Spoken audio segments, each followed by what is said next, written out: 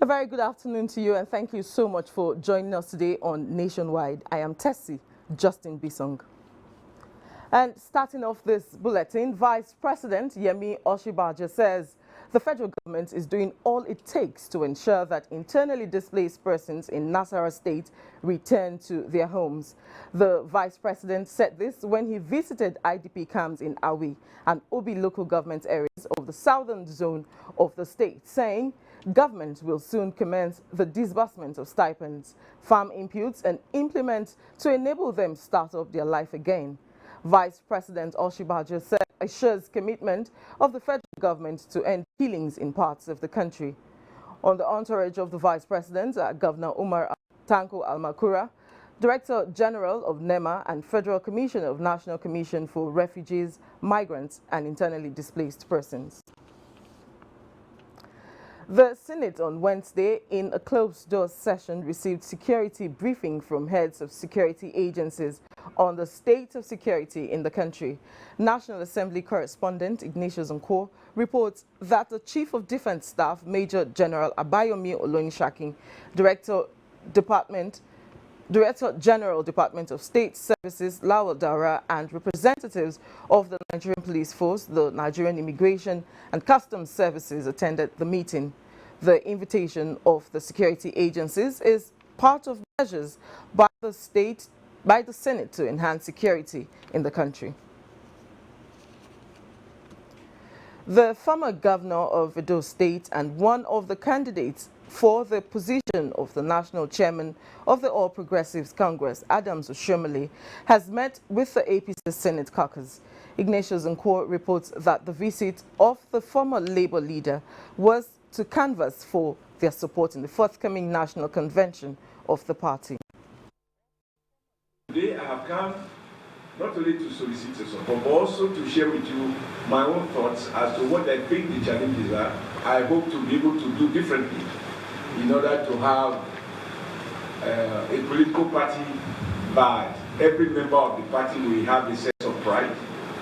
I also appreciate your initiative because you called last week saying that you really wanted to come personally to lead the APC caucus of the Senate. As you say, indicate your intention and also seek your support. I think we'll all listen to your opening remarks.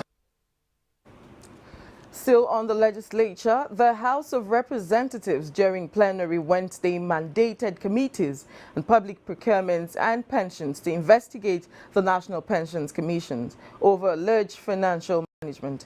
National Assembly correspondent Lami Ali reports that the committee is also to investigate PENCOM for alleged violation of the Public Procurement Act. The House at today's sitting passed at second reading the Bill for an Act to amend the provisions of the Electoral Act No. 6, 2010 to further improve the electoral process. Details in our subsequent bulletins. Despite the huge profit that lottery business operators generate from their operation in Nigeria, most of the licensed lottery companies in the country remain nonchalant in fulfilling their statutory obligations to the federal government. These formed part of submissions by regulatory agencies at an investigative hearing by the House Committee on Intergovernmental Affairs. National Assembly correspondent Abdullahi Aminu reports. The investigation brought together representatives from the Office of the Secretary of the Government of the Federation, lottery regulatory agencies and lottery operators in the country. The aim is to bring an end of the gross under-remittance of lottery proceeds to the Federation account. The Commission generates revenues within this established section of the Act.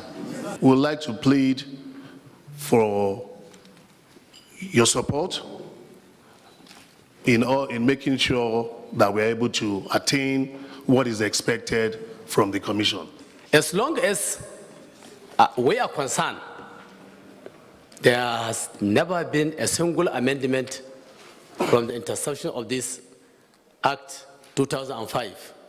Various submissions were made to the Committee on the Financial Obligations by Lottery Operators, which is supposed to be channeled towards providing projects for promotion of sports development, education and disaster management. From the National Assembly, Abdullahi Aminu, NTA News. And away from legislative matters, the Economic and Financial Crimes Commission, EFCC, Kano Zonal Office has interrogated the former Minister of Education, Malam Ibrahim Shekaro, and two other PDP stakeholders on alleged money laundering worth over 900 million naira of the 2015 election logistics. Muhammad Rabiu Ali reports. Malam Ibrahim Shekaro, who was at the EFCC to explain the alleged financial misconduct to the tune of 25 million naira election logistics given to him, was interrogated. Former minister and other two PDP stakeholders were charged of money laundering on one charge, 6-count charge. Last week we went together to the Federal High Court. We applied for the certified true copy of the charges. The charges are bordering on money laundering.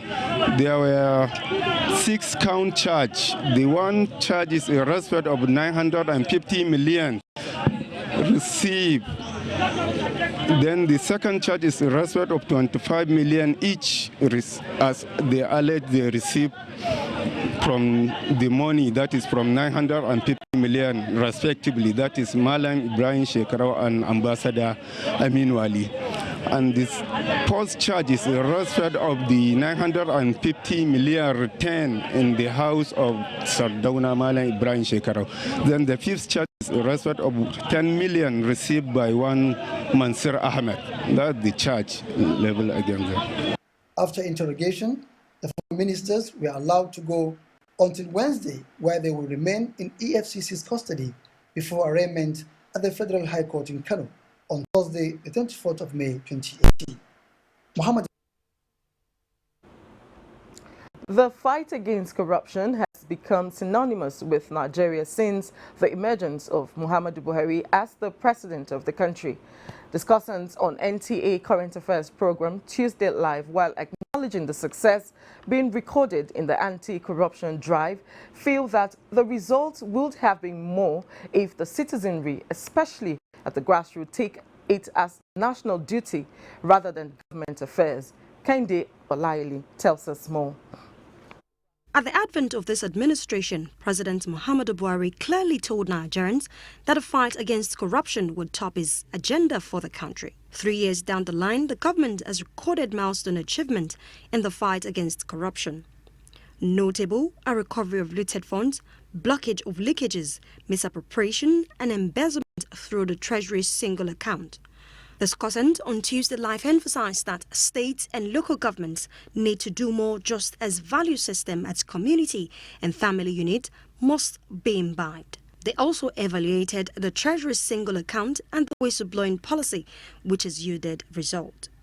We will be deluding ourselves to think that a disease that has eaten deep into the marrow of a nation can only be healed by the government.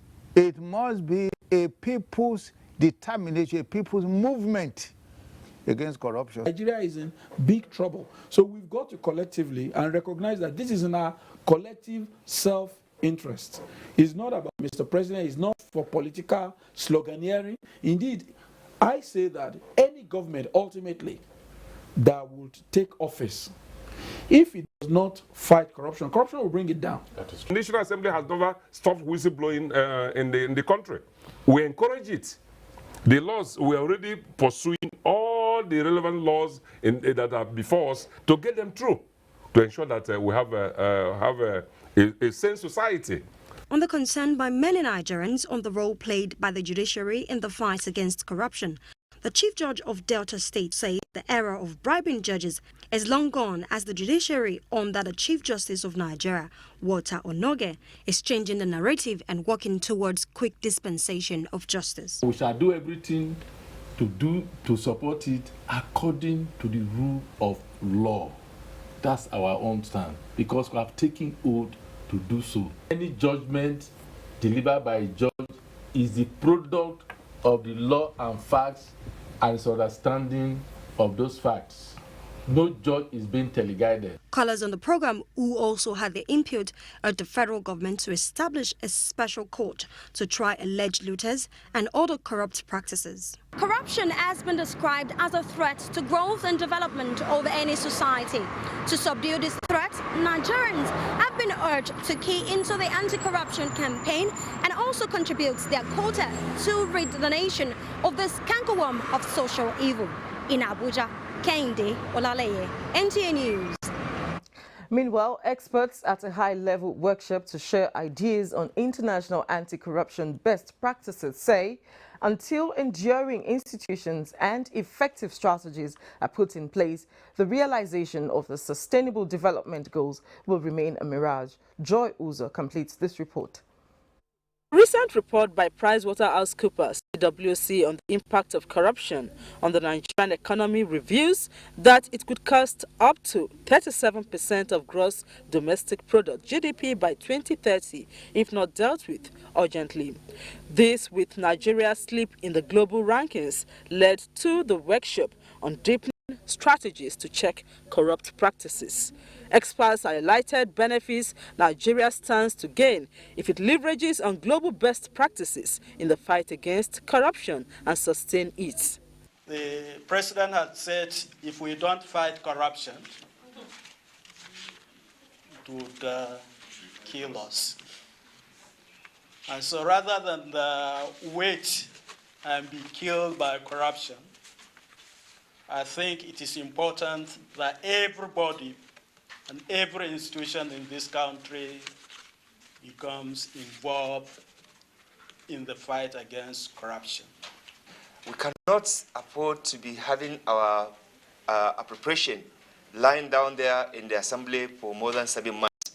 This does not show seriousness in the way and manner in which public officers are dealing with sensitive issues like national budget. Chairperson Transparency International Delia Matilda Rubio, who is visiting Africa for the first time, acknowledged Nigeria's anti-corruption efforts, but added that it will be impossible to achieve the Sustainable Development Goals without curbing corruption. That's why I'm talking about sustainability. Once we get something, we have to stay very firm there. We have now the rules, we have the conventions, we have the agencies created. It's time to action, to put that into force, to implement what we have, to comply with the laws. This is the new stage in the fight against corruption, and this is the challenge we face all over the world.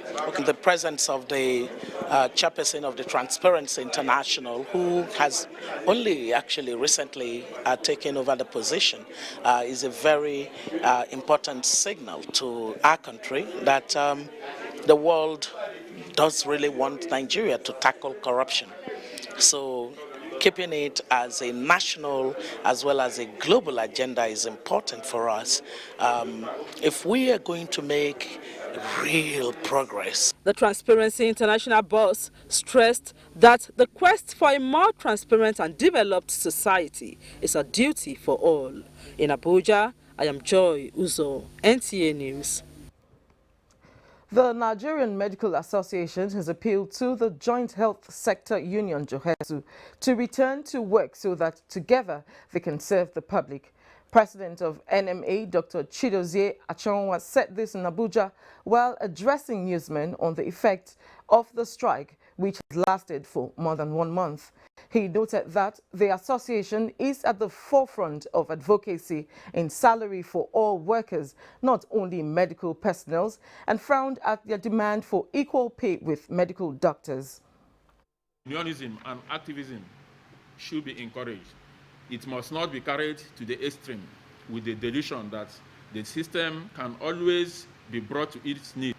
Nigerian Medical Association FCT wishes to state clearly that the ongoing strike action by JOHESU is essentially against medical doctors in particular, and of course, the peace-loving Nigerians that need medical care in general. NMA, however, stressed the need for the public to visit hospitals for their medical needs, as medical doctors have gone the extra mile to provide more than 70% services. And it's over now to Jennifer in Lagos for our next set of reports. Hello, Jennifer. Thank you, Tessie. Glad to have you join us in Lagos. The Nigerian Customs Service Federal Operations Unit Zone A says over 5,000 cartons of poultry products with duty-paid value of 40 million naira has been seized and destroyed between January and April. The controller of the zone, Mohammed Uba, stated this while destroying another 917,000 cartons of poultry products seized in the Jora axis of Lagos State. Michael Olaleye reports. The 917 cartons of poultry products with duty-paid value of 5.5 million naira were seized based on intelligence information from members of the public. Controller Uba said the smuggling and importation of frozen food contravenes Schedule 3 of the Customs and Excise Duty Act due to its adverse effect on public health and safety. He added that indiscriminate importation of banned commodity also detrimental to the nation's quest of encouraging local production. It has been banned, and we have to bury this and wash it so that people will not go and eat and be eating. This is done to impose in imposition of the federal government policy on agriculture. The Customs Service also reiterated its commitment to promote sound and hygienic society and continue with its collaboration with relevant government agencies. In Lagos, Michael Olaleye, NT News. Lagos State Governor Akinwumi Ambode has inspected projects at the Lekki Free Trade Zone. He says the various projects being executed by the state government and the private sector will provide the infrastructure for industrialization. Nosa Usula has more. Governor Ambode, who inspected the progress of work in the zone, said the investments and the infrastructural renewal in Lekki-Epe axis are geared towards preparing the state for an industrial revolution taking place in Nigeria and by extension the West African region. With the kind of infrastructure that we are providing around Lagos, this place should be the next destination for anybody that is interested in investing in Nigeria. And that's what this Lekki Free Trade Zone area is. And that's why you see that a whole lot of things that we're doing in the Epe axis, Lekki axis, it's more or less, you know, in pieces that is going to come into fruition to really show that Lagos is the next stop for the West African hub. The State Commissioner for Commerce, Industry and Cooperatives, Olayinka Oladunjoye, said the jetty, when operational next month, would facilitate the shipment of equipment to rev up the projects within the Lekki Free Trade Zone. In Lagos, Nosa Usma, NTA News. Reigniting the passion for research and writing of books that would stimulate reading culture among youths in the country was the essential point at the 2018 annual Readership Promotion Campaign in Lagos. The event was organized by the National Library of Nigeria. Kenneth Beluge has details. Educationists say the absence of reading culture among youth has affected the quality of graduates produced by the nation's institutions of higher learning. They also said that reading for lifelong sustenance, on the other hand, is aimed at inculcating the habit of reading into the child at a tender age. The readership campaign, therefore, is aimed at promoting reading beyond sheer utilization and examination purposes. And through this readership promotion campaign that we are doing, especially involving the NYSC, we are encouraging them to establish book clubs to talk to mothers, to develop that habit of, reading to the child in the womb. And when they are born, they should continue that campaign, to read to them. Because when you conquer that habit early enough, it will be a part and parcel of the child. Other speakers advocated the deployment of modern technology that will make libraries functional and attractive. The state government is doing a lot of things concerning renovation of the libraries, concerning provision of equipment, both furnishing, both books, and encouraging students to go to libraries. There are libraries in our schools now. If adults take their children to seminars and campaign like this, it will teach them and imbibe them to read a lot more and see what they can do with reading. The campaign is being held in the 36 states of the Federation, including the Federal Capital Territory, Abuja, in Lagos. Ken Igbeluke, NTA News. Those are the stories from Lagos at this hour. Nationwide continues with Bidemi from our Ibadan Network Center. Over to you, Bidemi.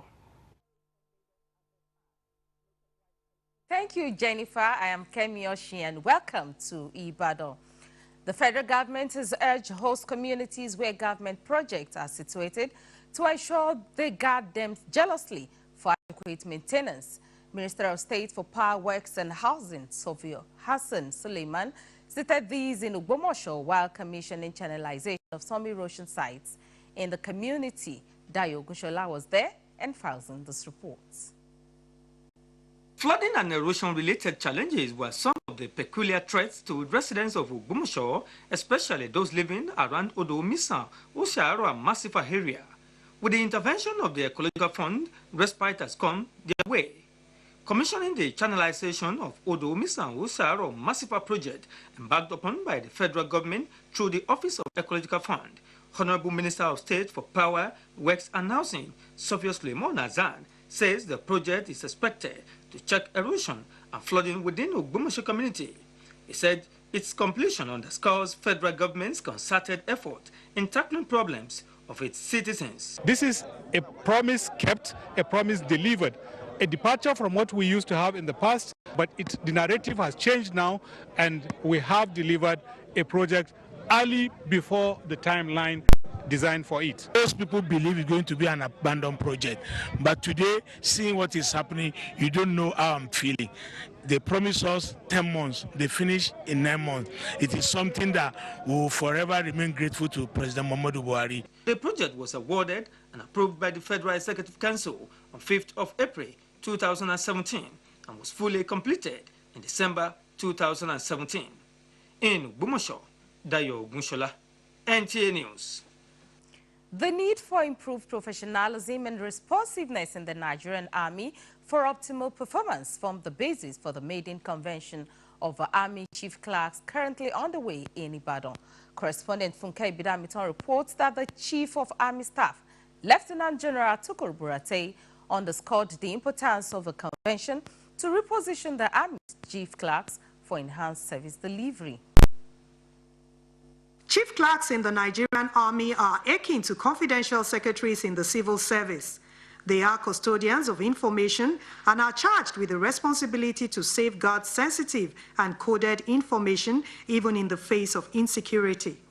The Chief of Army Staff, Lieutenant General Tukur Buratai, in a message, reiterated his determination to reposition the Nigerian Army, especially in the face of current realities. You cannot afford to take your responsibilities lightly, as the consequences of your inaction is often felt well beyond the comfort of your office. The maiden convention of the Nigerian Army Chief Clerks holding in Ibadan is not only apt but historical, as Ibadan is noted as a city of firsts.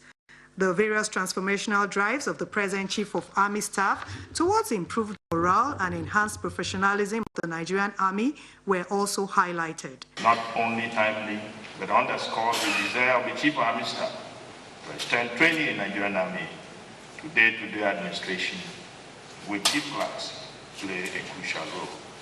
This convention will teach us how to effectively handle our document to make sure we go by all the security provisions. The 5-day convention is expected to reposition participants for better service delivery. In Ibadan, Funke Bidamiton, NTA News.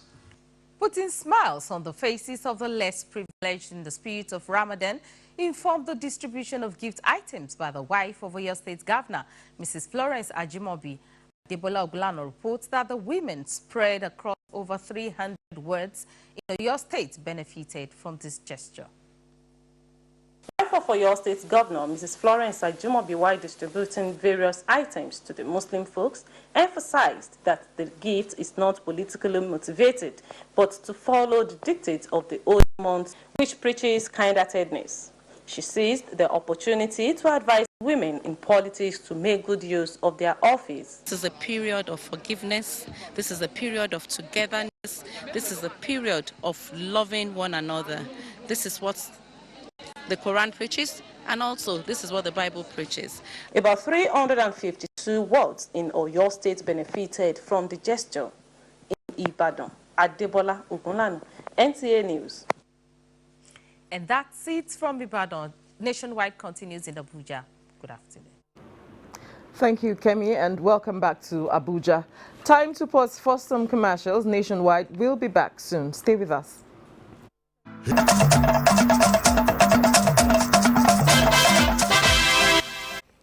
Thanks for staying with us. Member states of the ECOWAS, including Nigeria, are demonstrating high level of commitment to improve electricity interconnection for the pooling and sharing of energy resources in the region. Correspondent Usman Aliyu reports that the players for the cross-border interconnections have met in Abuja and shared views on how the proposed ECOWAS electricity market, to be launched in June this year, will succeed. Economic Community of West African States have confirmed to implement policies that will further integrate the region and uplift the living condition of the citizens. Discussions here are on issues for the export and import of electricity across ECOWAS region. For now, 9 member nations are connected for the cross-border energy trading, and by June this year, it is expected that 14 members will have successful interconnections. You also heard of a median backbone, which will connect Nigeria, Benin, Togo, Ghana, and Cote d'Ivoire. That is one line. That is 330 kV double circuit line that will start from Shiroro up to Cote d'Ivoire. The establishment of International Coordination Center for the Control and Monitoring of Voltage and Trade in Benin Republic under ECOWAS electricity market is expected to be complete by 2019. Usman Aliyu, NTA News. A 2-week specialized training capacity building for staff and senior engineers of the Nigerian Electricity Management Services Agency has commenced in Abuja. Ahmed reports that it is to boost and ensure stability in the power sector, as well as enforce regulations for quality and standard. For years, the power sector in Nigeria has been riddled with myriads of challenges causing poor services to end users. As part of the effort to address the challenges, this workshop aimed at addressing poor supervision of the quality of materials such as meters, cables, and transformers, as well as the actions and inaction of some importers of such products in the sector is taking place. To the Chief Electric Inspector of the Federation, synergy of the relevant regulators in the sector for safety is the way out. What we intend to achieve is enhanced performance, enhanced knowledge, enhanced capability on the job, so that they can do their job better than what it is now. Because participants are hopeful that the training will widen their horizon and improve inspection in the industry. So this will enhance our capacity. What we know before, with how to our capacity, and or to just refresh our memories. And there are some things we've been taught, we know it. But at least knowledge has been increased in terms of data gathering, in terms of how to do proper inspection. You know, there are little things that you overlook when you go for inspection. More than 50 engineers drawn from the power sector are participating. Ahmed, NTA News. To fast-track the ease of doing business, the Ministry of Aviation has begun the process of speeding up the establishment of an aviation leasing company and a maintenance, repairs and overhaul facility through a joint venture arrangement. Emmanuel Ayimero tells us more. 98 years after the first aircraft landed in the West African region, no maintenance, repairs and overhaul facility has been established, which has had a negative impact on the survival of airlines in the region, Nigeria in particular. What still is the non-availability of a lease company locally, while most commercial airlines in Nigeria are on lease. The business case that you have presented to us, sir, has justified beyond all reasonable doubt the need for the establishment of an ALC through a joint venture arrangement as a prepared PPP option. The review further presented a bankable and viable project that is expected to make profit from the first year of operation and sustain profitable growth. We remain guided further to any suggestions that you will bring, and also to steer and guide us in accordance with the law provided, in accordance with the norms and the practice of these PPPs worldwide. The Infrastructure Concession Regulatory Commission, on presentation of the certificate on the outline business case to the ministry after satisfying the procedure, says the next stage is the procurement stage. Emmanuel Ayemiru, NTA News. Secretary to the Government of the Federation, Boss Mustafa, has launched the redesigned and upgraded OSGF website with a charge to government web managers to ensure that the contents are continually updated and kept to date. The AGF emphasized that a major achievement in the redesigned project was the revamped e-participation platform for citizen participation and engagement in governance. He said the portal will allow citizens carry out requests for information, submit ideas, lodge complaints, respond and report issues to government. Components. It redesigned and it upgraded the official website using newer technology platforms, Laravel and October CMS, capacity development of the website, because there's a team that develops the web content for the office, and lastly, acquisition and installation of computer hardware. He said arrangements were being concluded to train nodal officers from MDAs who will manage the portal, while his office will serve as the coordination center. The Nigeria Civil Service is on the path to greatness, as it will soon be at par with that of developed countries. This was the thrust of a sensitization workshop on the 2017-2020 Strategic and Implementation Plan organized for senior officers in ministries and extra-ministerial departments in Abuja. Adebola Brooklyn Sunday has the report. It was a convergence of permanent secretaries and officers on grade levels 15 to 17. The mission is to sensitize officers on the contents, goals, and how to implement the plans in all ministries, departments, and agencies. Head of the Civil Service of the Federation, Winifred Oyoita, who is championing the cause, said the strategies are in line with the present administration's efforts at repositioning the service. We have identified high-impact prioritization of initiatives. We have a specificity with actionable and detailed implementation plan and budgets, clear governance structure to drive the reforms. We have developed a change management plan for handling change at all levels. This is not just her strategy document, but it is actually the workbook that all permanent secretaries would use to effect the desired change. Participants also had practical interaction with heads of the 8 strategic goals. We are owning it, and every effort is being made to ensure that it succeeds. The unique selling point of the strategic plan is that it was designed and will be implemented by civil servants. Adebola Brooklyn Sunday, NTA News. It's time now to join Makudi with Charles as our guide. Thank you, Tessie, and welcome to Makudi. Governor Samuel Otom has appealed to the Muslim community to use the Ramadan period to fast and pray for peace in the state. The governor said this in Makudi when he received members of the Jamaatul Nasirul Islam Benue State Council who were on a visit. Correspondent Bem Hanya reports. The visit is part of the traditional felicitation between the governor and the Muslim community, especially during Ramadan.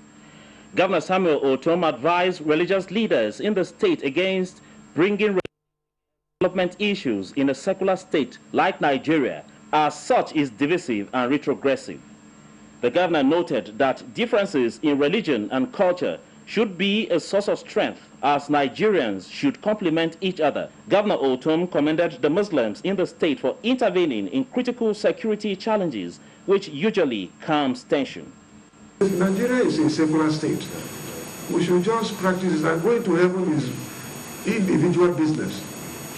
So people should be allowed, people should stop bringing sentiments of religion into matters that concerns development. They will not help anyone. Leader of the delegation, Alhaji Garba Baba, Governor Otom's leadership qualities and patriotic zeal in advancing the cause of unity, peace and development in the state, while appreciating the efficacy of prayers which the state government has introduced among the Christians and Muslims. Alhaji Baba solicited for the formation of an interfaith committee at the state and local government levels in order to build trust. The governor donated 2 trailer loads of rice and some cash to aid the Muslims in the Ramadan period. In Makudi, Bem Hanya, NTA News. That's our contribution from Makudi. We now join Suleiman Abdullahi Rajgachuku in Kaduna. Developments in the area. Suleiman, it's over to you. Very much, Charles, and a warm welcome. The Kaduna State government has distributed vehicles to third-class chiefs and emirs with the aim of boosting their morale in maintaining peaceful coexistence for sustainable growth and development. Muhammad Umar Ajingi has the details. The traditional institution, as custodian of the rich cultural heritage and values of the people, is accorded this special attention by the government to enhance its enormous responsibility of upholding peaceful coexistence among people of diverse ethnic groups and religions. It is against this background the Kaduna State government takes steps to restructure the institution with a view to reviving the respect and prestige attached to the office of the rulers, hence returning to the practice of 77 district heads and the presentation of vehicles to them. Is to request the traditional rulers to be of help to this government in actualizing its major objectives, particularly the objective of securing the state. He emphasized that the reinstatement of the original 77 district heads against the overbloated number of about 400 was done in good faith to remove politics from the palace. Then showers of gratitude from the leaders who were excited by the government's foresight of identifying with them and appreciating their efforts. In Kaduna, I am Muhammad Umar Ajingi, NTA News. The federal government and the United States Youth Exchange Program is gradually paying off, with thousands of youths in Nigeria benefiting from foreign training in various skills and volunteering services.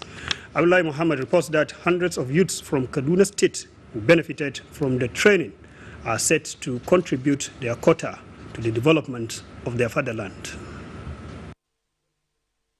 Seated in this hall are youth from across Kaduna State who benefited from the federal government United States of America Exchange Program. Having undergone training on various skills and volunteer services, the mission here is to put together their knowledge base in order to enhance their ability to engage and contribute meaningfully to the development of their society, with special emphasis on mission goals that centers on innovative community-based projects. The United States prospers when Nigeria does well. Our emphasis in the embassy and through our alumni is on economic development, political inclusion, as well as peace and security. And that's what our alumni are working on here in Kaduna State, and who are our allies and partners in achieving those goals throughout the country and indeed throughout the world. One of the major values that we learned well in the United States is the value of giving back to the society. The event, which featured panel discussions on better ways of handling insecurity and religious intolerance, also had the inauguration of officials who are expected to coordinate the activities of the youths in Kaduna State. In Kaduna, Abdullah Mohammed, NT News. And as the world commemorates the International Day to End Obstetric Fistula in line with the declaration of the United Nations General Assembly, experts say the scourge is preventable through ordinary measures. Halima Yusuf Sada has an overview of the disease against the backdrop of the commemoration of the day. 35-year-old Hawa'u hails from Turkania, a village in Chikun local government area of Kaduna State. She was happily married at the age of 19 until the moment of her first delivery after 2 days of prolonged labor, when a traditional birth attendant invited to assist her at home used a razor blade on her. Although she was rushed to a clinic, Hawa'u further said the birth attendants at the clinic also forced a metallic object into her to effect delivery. Thereafter, she was left with obstetric fistula, among other agonizing complications. Although Hawa'u had her illness corrected after a successful first attempt surgery, Rahab, another victim, had to undergo 3 surgeries over a long period of time, thereby suffering both physical and emotional pains. These are just 2 out of over 800,000 women in Nigeria suffering in silence from obstetric fistula. More than 12,000 of them, according to National Demographic and Health Survey, are resident in Kaduna State. It was in response to this health challenge that the United Nations General Assembly declared 23rd of May annually as International Day to End Obstetric Fistula. Most of the states where we work, where we have incidents of fistula reported, we have supported the fistula survivors to receive surgery. It is informal opinion of experts that the untold hardships the women suffer due to obstetric fistula are avoidable through elementary remedies. If you know the cause, you can easily prevent it. As the world commemorates this important day, advocates of safe motherhood call for collective efforts to end the scourge. In Kaduna, Halima Yusuf Sada, NTA News. Thank you very much indeed, Halima. And that is the size of our contribution from Kaduna Network Center. It's back to you, Tessie, for more on the Nationwide. Thank you, Suleiman. You're still watching Nationwide. Another commercial break. We'll be right back. Agenda 2030. As a successor framework for the Millennium Development Goals, the global community rolled out a bigger, deeper, and more encompassing. And that's it on Nationwide today. We do thank you for watching. Do have a lovely evening.